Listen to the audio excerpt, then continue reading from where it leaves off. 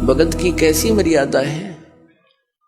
भगत और जगत का आपस में मतभेद सदा से रहा है। इसका कारण क्या है?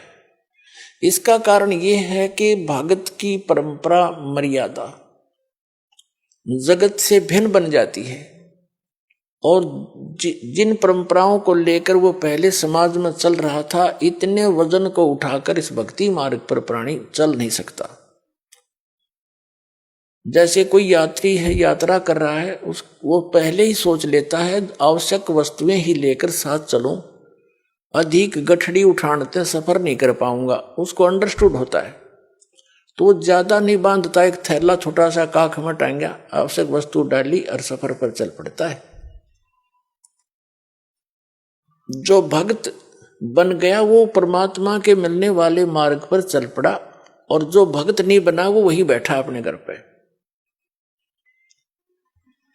वो उस वस्तु को प्राप्त नहीं कर सकता। तो उसकी मर्यादाएं कुछ अन्य हैं, उनसे हटकर हम अपने सीमित करके इस सफर पर चल सकते। तो इस प्रकार जगत और भगत की आपस में मतभेद बना रहता है कि ये तो ऐसे भी नहीं करते, ये त्योहार भी ना मनाते, ये तो दहेज भी ना देते, ये लेते भी को नहीं। तो इस तरह के हम नहीं कर सकते, क्योंकि हमें ज्ञान हो गया कि आज हम किसी से लेते हैं, कल देना पड़ेगा। तो क्यों सिर में दर्द करे फिर देने के लिए? जैसे आज कोई रिश्वत ले रहा किसी से, 5,000 10,000 20,000 ले ली, और वो उसने देनी पड़ेगी फिर उसको आगे चल के अगले जन्मों में। अब परमात्मा आदरणीय गरीबदास साहिब जी कहते हैं, तुमने उस दरगाह का मैल नहीं देखा और धर्मराज के तिल तिल का लेखा। बता, कहते तुम इसलिए गलती करते हो, तुमने वो स्थान ना देखा जहां पर फैसले होते हैं इस भगवान के सत्र के। तुमने उस दरगाह का वो मैल नहीं देखा, धर्मराज के तिल तिल का लेखा। ये बालकों का खेल है। एक तिल यानी एक जरा सी भी कोई आपकी वस्तु है, आपस में वो लेन देन किसी भी जन्म में हो, चाहे 1000 जन्म के बाद हो, आपकी वो पूरी करनी पड़ेगी। आज कोई रिश्वत ले रहा है, अगले जन्म में वो दामाद बनकर लेगा उसका और पैसा ले जाएगा, और फिर मृत्यु हो जाए मन माने, वो पैसा भी गया, लड़की दूसरी जगह ब्याहनी पड़ेगी। तो टूट गया कहर उसके ऊपर। हमारे सामने जितनी भी ये आपदाएं आती हैं, ये पिछले संस्कारों से हैं। इसको समझने के लिए एक उदाहरण है। हम इतने गिर चुके हैं, इतना सतर गिर गया हमारा, हमने सिर्फ ये संसारिक भौतिक सुख दिखाई देते हैं, नथिंग एल्स। और इनके पाने के लिए, यहाँ की सुख की फोकट महिमा बनाने के लिए हम कुछ भी आगा पीछा नहीं देखते। एक व्यक्ति का विवाह हुआ, एक पुत्र उत्पन्न हुआ, उसकी पत्नी की मृत्यु होगी, उसने दूसरी शादी की, 10-12 वर्ष के बाद दूसरा पुत्र हो गया, वो स्वयं भी मर गया, उसकी पत्नी भी मृत्यु को प्राप्त होगी। अब बड़े लड़के का विवाह हो चुका था, छोटा भी बालक था, 10-12 वर्ष का, 13 वर्ष का। तो क्या हुआ, वो छोटे वाला बीमार पड़ गया।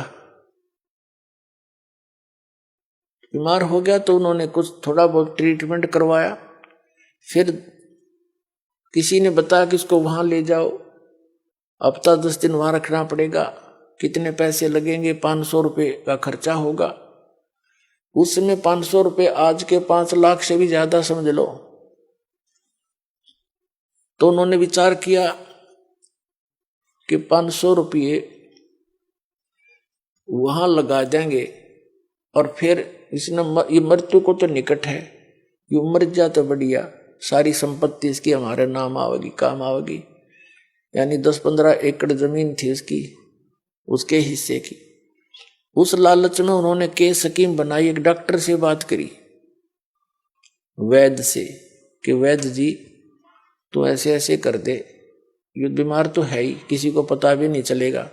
वो भी लालच में डूब गया। 500 रुपये उसने 100 रुपये लिया, जैसे भी लिया, और उसको विष दे दिया बच्चे को, वो मर गया। मर गया तो कुछ दिन के बाद वो तो खुशी का ठिकाना नहीं, किसी को पता चला नहीं।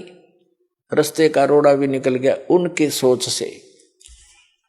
फिर बताते हैं कि उनका बच्चा लड़का हो गया 1 वर्ष के बाद। अब खुशी का ठिकाना नहीं, पाला पोसा, उसका विवाह कर दिया। 16 जल्दी विवाह कर देते थे तो 12-13 वर्ष के का, 15-16 वर्ष का जब वो लड़का हो गया, बीमार हो गया, संतान कोई थी नहीं, इतना बीमार हो गया कि अपने पुत्र को उन्होंने जहां भी जिसने बताया झाड़ फूक करने वाला या कोई वैद्य डॉक्टर, सब जगह ले गए। वो जमीन भी बेच दी, आधे से भी अधिक, और उसको कोई आराम होने का नाम नहीं। एक दिन वो उसका पिता बैठा, लड़का लेटा हुआ चारपाई पर, कति अस्थि पिंजर शेष था। तब उस लड़के ने कहा कि भाई साहब, अपने पिता की तरफ मुंह करके कहा, भाई साहब। अब उसने सोचा तो कति इसकी बुद्धि भी खत्म हो ली, मुझे भाई कहने लग गया। कहा कि भाई साहब मेरी लकड़ियों की व्यवस्था कर ले और एक कफन तैयार कर ले। वो कहता है बेटा मैं तेरा बाप हूं, मैं तेरा पिता हूं, भाई नहीं हूं। बोला नहीं तो मेरा भाई है। अरे सुन ले राम कहानी, मैं तेरा वही भाई हूं जिसको तूने विष देकर मारा था। और किस लालच में कि यह संपत्ति तेरे नाम हो जाएगी। यह संपत्ति भी मेरी आली सारी तूने बेच बेच के मेरे ट्रीटमेंट पर लगा दी है। अब केवल तेरा मेरा हिसाब एक कफन और लकड़ियां का रह रहा कर ले तैयार। तब उसकी वह बुद्धि के सक्रिय खुल गए। अगर सचमुच मैंने तो नाश करया, भाई मारा और संपत्ति भी गई। रोन लग गया आंखों में पानी भर के। तो वो लड़का कहने लगा ये भी रोन दौड़ तो कुछ ना पाखंडी, तो अपनी तैयारी पकड़े। अब उसने उस समय विवेक आया कि भाई ठीक है, जैसा इस नीच ने करया मेरे तो आगे आगी। इबोर तो संतान मेरा हो को नहीं, इकलौता पुत्र था तो मरेगा, मेरा तो वंश नष्ट हो गया। जिसा मुझे मैंने किया ठीक मिला मुझे तो। पर एक बात और बता दे, जो या तेरी पत्नी है, तेरी मृत्यु के बाद अब इसको जीवित जलाया जाएगा, क्योंकि सती प्रथा थी उसमें। पति मर जाता था तो पत्नी से पहले तो पत्नी को जिंदा जलाया जाता था चिता में, जैसे मुर्दे को फूकते, उसको सती कहते। अब इसका क्या दोष, इसने अब इसको जिंदा जलाया जाएगा। तब उसने बताया कि वो डॉक्टर कहाँ है जिसने मुझे व्यस दिया था, वैद्य। उन्होंने बताया कि आपके 2-3 वर्ष के बाद उसकी मृत्यु हो गई थी। तो उस लड़के ने बताया कि ये वही है, ये डॉक्टर मेरी पत्नी। अब यो भी भोग लेगा अपने करे हुए को।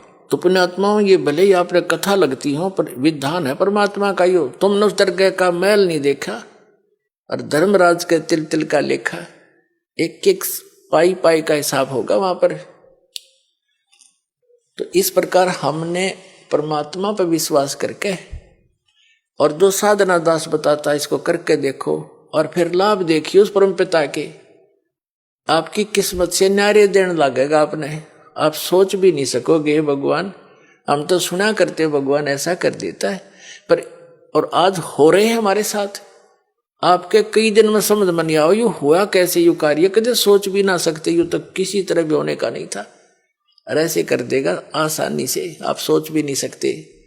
और फिर आपका विश्वास और दृढ़ होगा, ऐसे भक्ति में लग जाओ।